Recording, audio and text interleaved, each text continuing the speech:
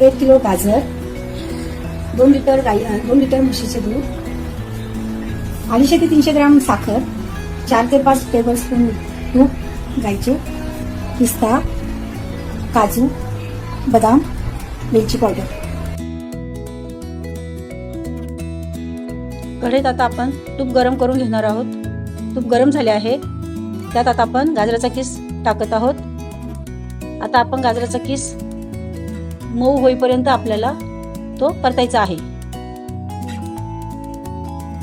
जोपर्यंत त्याला छान रंग येत नाही तोपर्यंत त्याला परतायचा आहे. आणि बाजारामध्ये आता भरपूर प्रमाणात गाजर येत आहेत, तर तुम्ही अवश्य करून खात जा, कारण आपल्या डोळ्यांसाठी ते फार चांगलं आहे. हे जीवनसत्व भरपूर प्रमाणात असते याच्यामध्ये. आता आपलं गाजर छान मऊसूत होऊन झाले आहे. आता आपण त्यामध्ये उकळलेलं दूध टाकून ते एकजीव करून घेत आहोत आणि शिजवून घेत आहोत. आता ते शिजले आहे.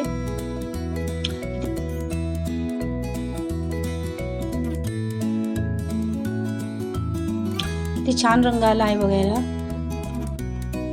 आता आपण त्यामध्ये साखर टाकून ते शिजवून घेणार आहोत. आता ते शिजलं आहे.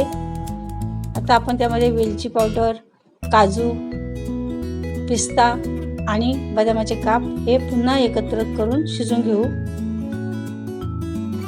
आता तयार झाला आहे आपला गाजराचा हलवा. आता आपण ते एका प्लेटमध्ये सर्व करूया आणि गार्निशिंग करून घेऊया. तुम्ही तुमच्या पद्धतीने गार्निशिंग करा आणि गाजराचा हलवा तयार आहे. आवडल्यास लाईक, सबस्क्राईब आणि शेअर करा.